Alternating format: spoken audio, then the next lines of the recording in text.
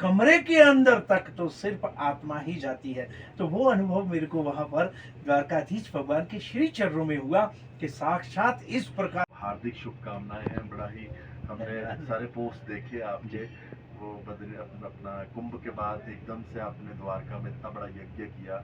कैसा रहा वहां पर द्वारका में, क्योंकि पहली बार आपने यज्ञ किया है, वहां के लोगों से कैसा अनुभव रहा? और जब शहीदों के वहां पर आपने तस्वीरें लगाई थी, लोग आए थे आपसे बात कर रहे थे, उनको कैसा लगा कि एक संत हैं जो शहीदों के लिए इतने बड़े यज्ञ करते हैं? जी, वो वास्तव में बहुत अद्भुत यज्ञ था और भगवान द्वारकाधीश की अपार कृपा रही वहाँ पे। शुरुआत में जैसे हम गए थे तो जगह देखी, जगह देख करके वहाँ के जो एमएलए साहब हैं पबुआ, उनसे मिले, उनकी ज़मीन में बड़े खुश हुए कि आप यज्ञ करो। हम वो बड़े सनातनी हैं और हमेशा धर्म के कार्य के लिए हमेशा तत्पर रहते हैं। तो उन्होंने अपनी ज़मीन दे दी। फिर उसके बाद बातचीत हुई तो उन्होंने कहा कि ठाकुर जी की जगह पे यज्ञ हो रहा है और वो शिव के बड़े अनन्य प्रेमी भक्त हैं और हमेशा उनके मुंह से शिव शिव शिव शिव निकलता है।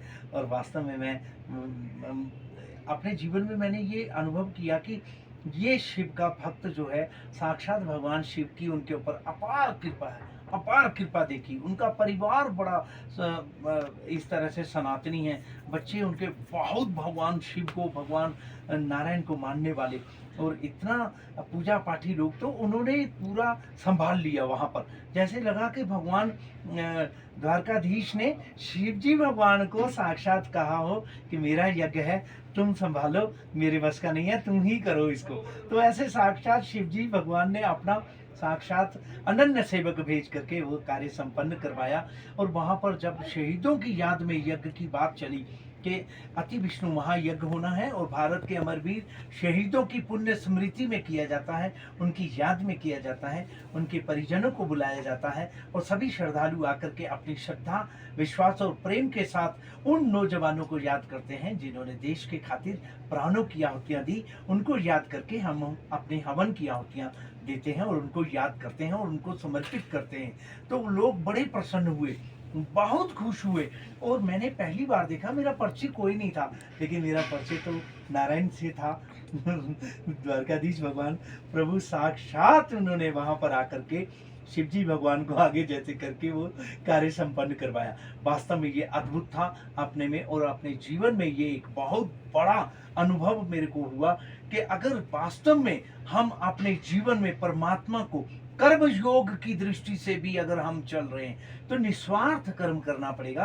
आपको कर्म करते हुए उसकी फल के बारे में बिल्कुल नहीं सोचना है। अगर आप इस तरह से चलते हैं तो आपका वास्तव में मनोकामना की पूर्ति के साथ साथ अपने शरीर का जो हमारा जो संबंध परमात्मा का जो बताया गया है, आत्मा का जो संबंध बताया गया है, जिसे मोक्ष प्राप्ति भी कहा जाता है, तो कर्म योग से भी मोक्ष प्राप्ति हो सकती है अगर निस्वार्थ कर्म किया जाए, कोई स्वार्थ ना हो। समाज की सेवा के लिए भगवत कार्य में हम इस तरह से लगे रहें कि हमारा कोई स्वार्थ ना हो। तो वो कार्य मैंने वहां पर देखा।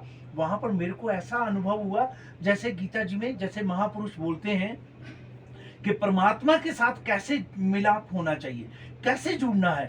तो मैं वहां पे अनुभव कर रहा था जैसे शरीर, गीता जी में कहते हैं और महापुरुष कहते हैं, शरीर जो है ये एक रथ है और इस रथ के साथ साथ कहते हैं जो घोड़ा है इस रथ का वो मन है और उस घोड़े की जो लगाम है वो इंद्रियां हैं और इस तरह से जो लगाम को पकड़ा हुआ जो सारथी है वो बुद्धि है और इसी तरह से जो मालिक है वो आत्मा है। तो ये इस तरह की यात्रा चलती है और बहुत अद्भुत यात्रा थी।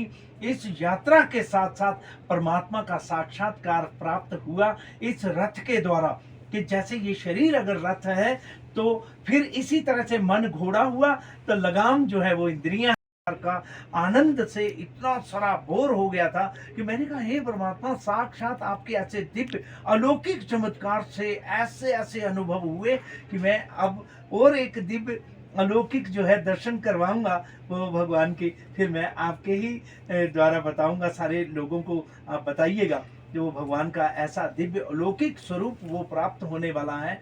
तो मैं अब क्या बोलूँ उसके बारे में, पर बाद में ही बोला जाएगा। उसके बारे में बताइए। हाँ, बिल्कुल बताना है। तो ऐसा आनंद, ऐसी यात्रा हुई और वो इतना आनंदित था कि वास्तव में वाणी का विषय तो वास्तव में होता नहीं है, लेकिन चर्चा का एक विषय होता है, जिसकी वजह से एक जुबान की जो एक सहायता ली जाती है, वाणी की सहायता ली जाती है। बाकी परमात्मा का कोई भी इस प्रकार का अनुभव वास्तव में वो वाणी का विषय नहीं होता, अनुभव का ही विषय होता है। मैं आप सभी को बता दूं कि हमारे जो